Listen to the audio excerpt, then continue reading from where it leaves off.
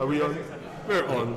Hi there, ladies and gentlemen. Welcome back to the top cut rounds of the 4th Blaziken Premier Challenge Series Asia. Here we have, in our tournament today, it will be Fazhan versus Stephen Tan.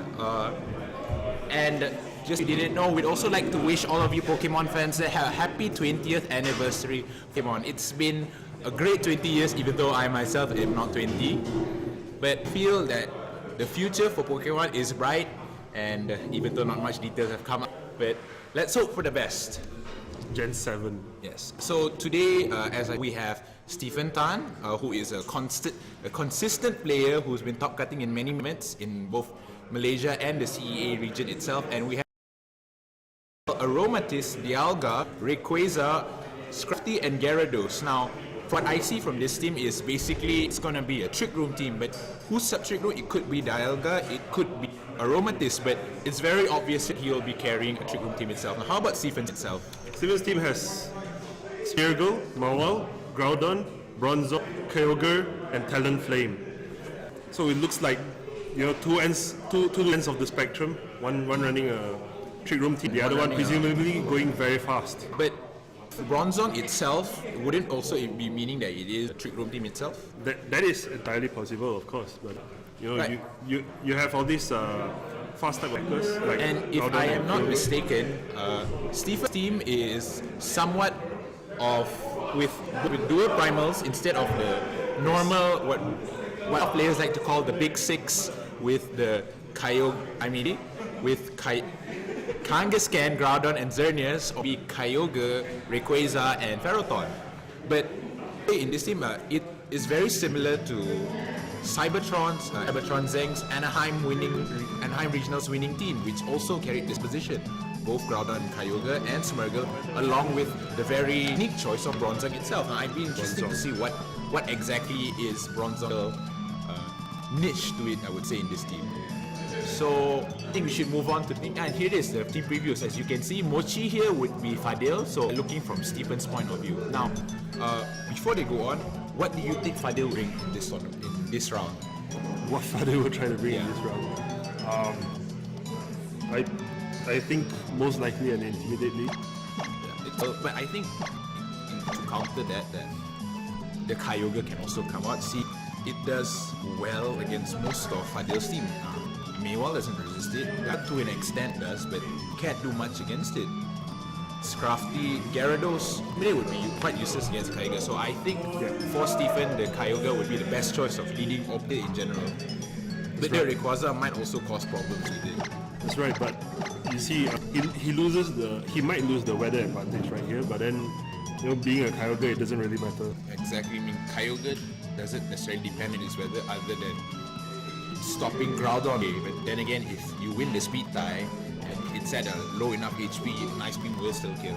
Yeah, but there's no Groudon. There's no Groudon. I mean, Groudon on Gyarados. Interesting choice in Gyarados because I'd say it has to lead with Gyarados Rayquaza in order for him to stop a Groudon lead. Yeah. But I would say it doesn't look too good in Fadil's favor because Kyogre shuts down the team unless Fadil manages to KO it with either Rayquaza. But here we go, let's get into the battle itself.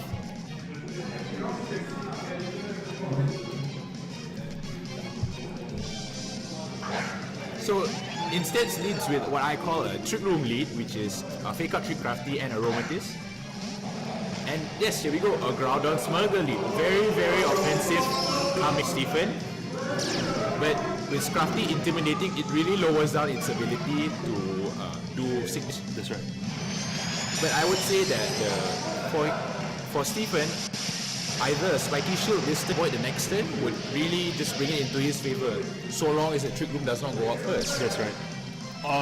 But Moody's Miracle is running rampant over all tournaments in all corners of the world. So just saying, what if we get a Moody speed drop? Wait, no, I don't think that'll matter. Yeah, these guys are really slow. But then again, you know, the point here is that Trick Room is probably going to go off. I assume a fake out onto the Scrafty. I mean, a fake out onto the Smeargle. Groudon gets an attack, goes up. Yeah. But from what I know, is that it's not a Moody Smuggle, if I'm mistaken, but no, he goes and Fake Out on Fake Out Groudon goes himself. off. So what could happen here is a Dark Void will go off, and depending on what the item the Aroma is, it might be a Lump Barrier and it might not. Yes, it is a Lump Barrier from the Aromatisse, and I assume here a Trick Room goes up. Yeah. But here the main problem is that Fadil can't abuse the Trick Room due to the fact that His Pokemon are sleeping. Pokemon are sleeping, and here you go. With those rules, this is the cancer, guys. This is where the skill comes in, ladies and gentlemen. Okay. And with the sleeping Scrafty, it won't be able to do Super Fang cutting damage, and the yeah. Aromatisse is basically useless here. Yeah. Not to mention, Smeargle still has his, Focus Sash. if I assume there's a Focus Sash, he's up. I would think it is a Focus Sash, and with the evasiveness boost that follow me, it's just gonna cause so much shenanigans. Yep. The speed did drop like I predicted, but And here you go, Smurgle actually manages to go first in the Trick Room. Aromatisse goes for a Dazzling Gleam. I don't think damage, but I believe his whole objective is just to snap the scarf. Snap the sash off of the Smurgle. And here you go, an overheat straight to Scrafty. It does not survives. KO. So I think that it is an Assault Vest, Scrafty. So Smurgle is like, what? Stat went up? We didn't catch up on it, but I don't think it really matters here. But what is surprising though is that Smeargle with one tier of speed drop, he starts he moves underspeeds. before. He underspeeds both Aromatisse and Scrafty, which are very slow Pokemon. Here we go, another Dark Void off. So he goes for another Dark Void, stay safe. But And you yes, know, what if the Scrafty wakes up this turn? I think the only thing he can do is Super Fang, but yeah, he stays here. I think another Precipice Blades would just Scrafty actually wakes up and goes for a Drain Punch, and Smurgle avoids it thanks to the evasiveness boost. +2 skill. Skill to beat the Smurgle, that. +2 skill. So there we go, Precipice Blades definitely picking up the KO onto Smurgle. Moody is running rampant as per usual, nothing new. Oh, but yeah, but his accuracy goes down one stage. Yeah, so maybe no more, but does it really matter? Yeah, but now that he has that that boosted special defense and the evasiveness, Yeah, but Smeargle can still really.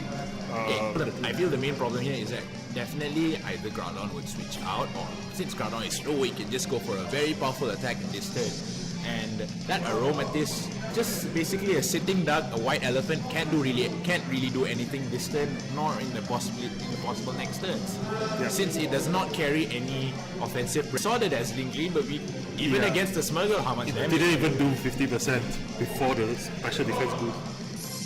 So that's pretty little. He draws out. I think a Dialga might. And yes, so from here, as you can see, it's a Japanese Dialga, so it could be the Yvette Telepathy. Yes, that's right. So, can we expect a move from Rayquaza to Mega Evolve here? I think that will be a very big mistake.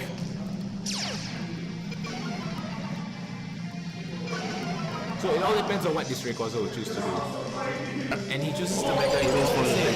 So the Weather War here could still be in Stephen's favor since he can switch it in. Or maybe Rayquaza will just go down in one. Even just die this turn. A Dark Void, and the next turn a Play Rough will just kill him. He got Dark Void. Goes for the Dark Void. I don't think he missed anything. I don't think it missed. We have to see it. But accuracy drop. No, and it does not miss. So Wow. +1 skill. plus, well, as we've seen before, UC 2016 seems to have a very high rampancy tendency of relying on RNG on itself. Well, mainly it's because of Smurgle. Other than that, nothing really new.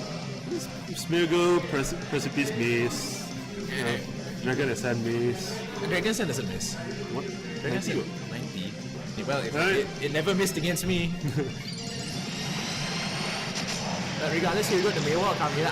A Play Rough here is definite. It will just KO the Rayquaza for sure.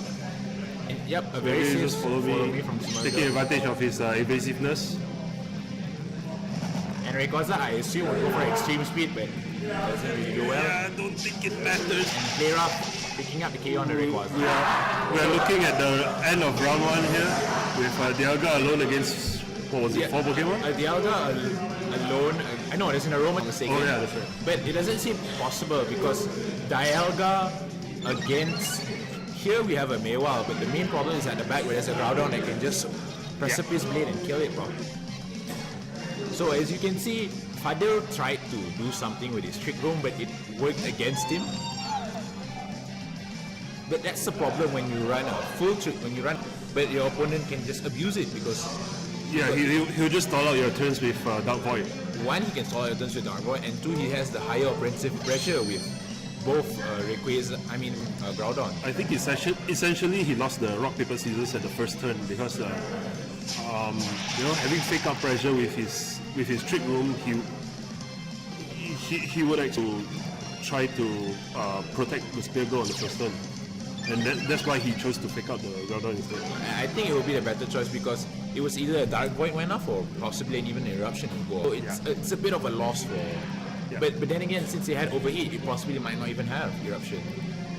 That's right. But now that we have this information, we might see a different play next round. I think for Fadil, because I would say his team is quite static, and he got a helping hand. I assume if the Dialga does wake up for a Flash Cannon, it should wake up now. But coming here, so it's not going to hit, I assume. Here you go. Flamethrower instead, and it does avoid it thanks to the evasion move. So there we go, ladies and gentlemen, on one here. That's right. Fadil can choose to forfeit or he can just go on instead. One more Moody boost here from Smurgle just to rub it in. It's an accuracy rise. So there you go. Just Dark Void will hit the next turn. Yes, right.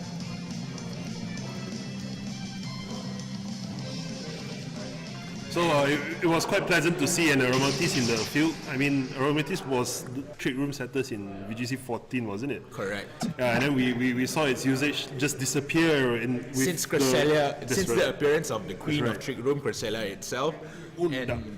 And I would say it's a very unique choice of Fadil to go for the Aromatisse itself, but unfortunately, even for him, it did not play out because Fadil didn't bring in his own Mewile for the Intimate. I don't think he even brought other than Scrafty.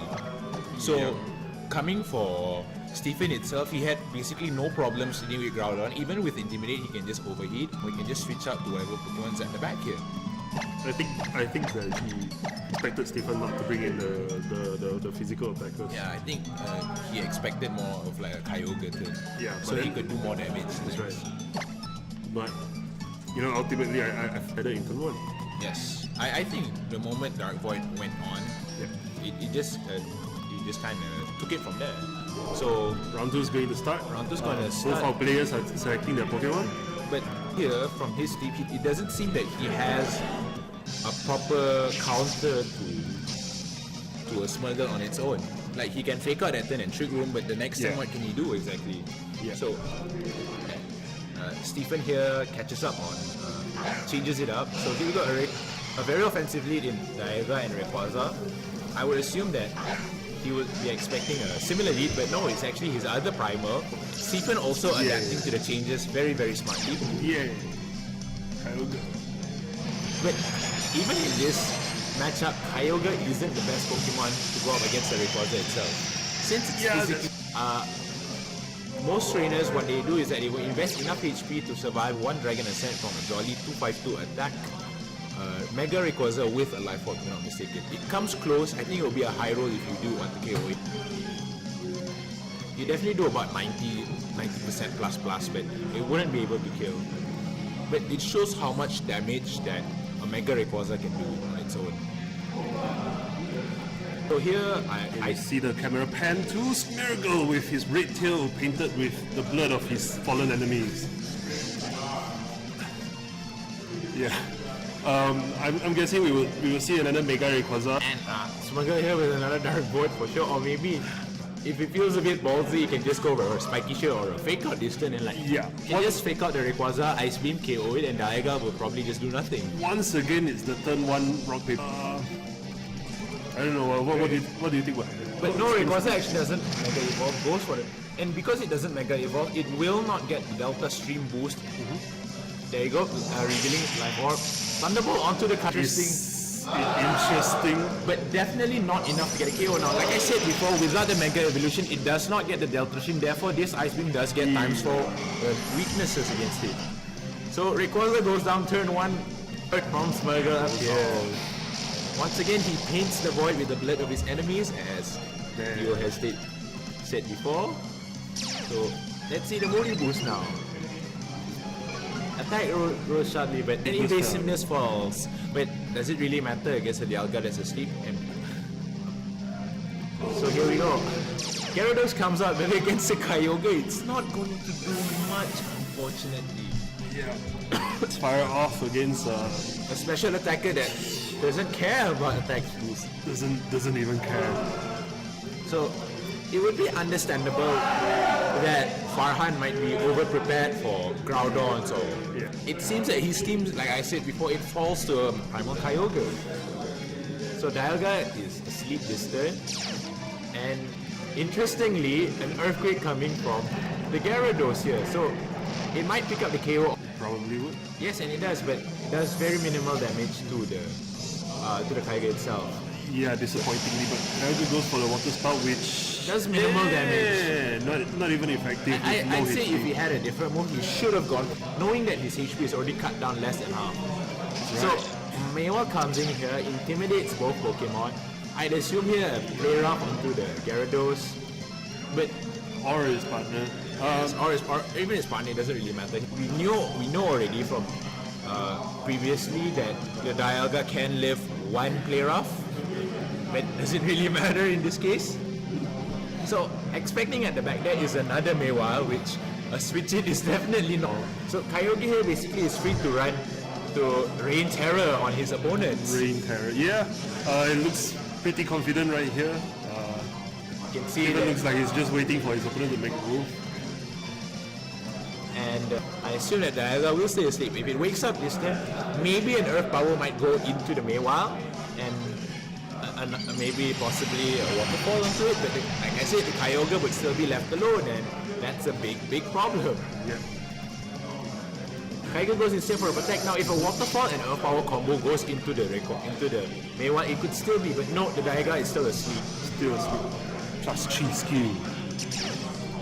So you go an Earthquake here, coming at minus Spread Earthquake. on the Mega Meiwa, less than 50%, I assume.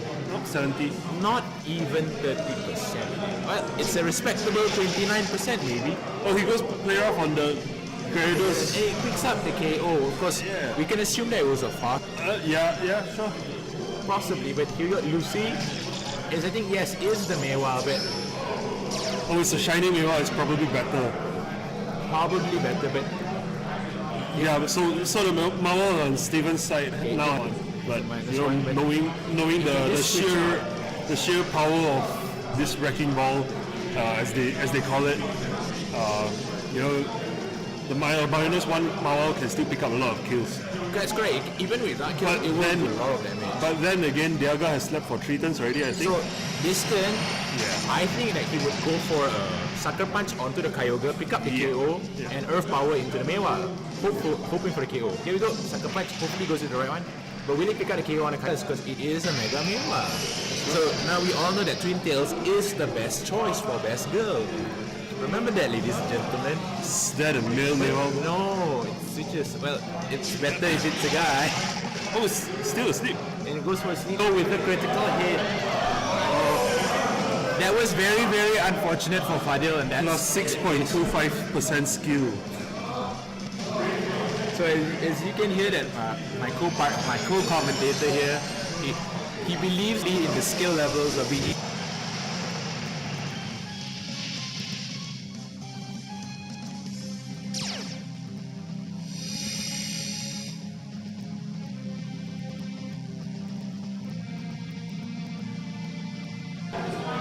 We're looking at the end of round 2 and probably Steven's going to it. So I think it's safe to say that we're going to congratulate. Or maybe everything will miss against the shiny Mawal. I don't know. You know, because shiny Mawal might have an advantage here. Look at this sucker punch. It's probably... Was it a crit? is that a crit? See, it's shiny advantage. Well, the overheat will still probably kill it. I mean, Still unless it missed. Because, you know, shiny Pokemon are hard to see, hard to catch. Yeah. So once again, a hearty congratulations to Fazhan for taking a very, very strong win with 2-0. I'm a bit disappointed that the Bronzong didn't appear. Yeah, I kind of want to see the Bronzong, but I guess his Bronzong was meant to appear against a big six kind of matchups. I see. Where you know, where Xerneas goes for the Geomancy and like Trick Room goes out and then suddenly gyrating balls go in. Yeah. And suddenly delicious damage. Good times So with Gyro Ball. we've not yet seen Gyro Ball Bronzong in action, but I should call it Bronzong instead. But regardless, we hope to see it come out in the next match where Stephen would face up against who won in the next battle. Now, if I am not mistaken, the battles between the other top 8 players are still going on. Some may have finished, but we hope for the best for them and may the best win, hopefully. So, in the meantime, let's stall for time. Let's stall for time. So, Theo, are you excited for the new Pokemon Moon and Sun coming out that has been revealed? I think it was for us it was last night, but on this day, 27th of February, where it was revealed by Nintendo that Pokemon Moon and Sun was coming out late 2016. What are your expectations and your viewpoints so far from the trailer that's given? I'm very ashamed to say that I haven't watched the trailer yet, but my expectations for Pokemon Sun and Moon, they said there will be a new region, wasn't it? It's a new generation, so we will definitely have new Pokemon. I expect a similar pattern as Gen 6 Pokemon X and Y, because in Gen 6 they did not release 100 new Pokemon, and this is just my own opinion, but it felt more like it was more quality over quantity in that generation. So we have about, I think, 60 or 80 new Pokemon in Gen 6, and most of them were very memorable. I think we're not likely to forget any of them anytime soon in the next 2 or 3 generations. I mean, look what happened to Garbodor. Who remembers him? Yeah. Maybe other than a very, very few Pokemon in Generation 6 that were promptly forgotten due to the usage. Dedenne. Dedenne was extremely... That's why in the anime they tried to put Dedenne as a pivotal character, as the mascot generation character. They're just trying to say, love me. So, but it just hardly appears in the game at all. So, as you know, I'm not trying to diss anyone, but Dedenne is not a Pokemon that is worth remembering, statistically speaking. Okay, so anyway, we are waiting for our other players to finish the first round of Top Cut, and we'll go to a break first.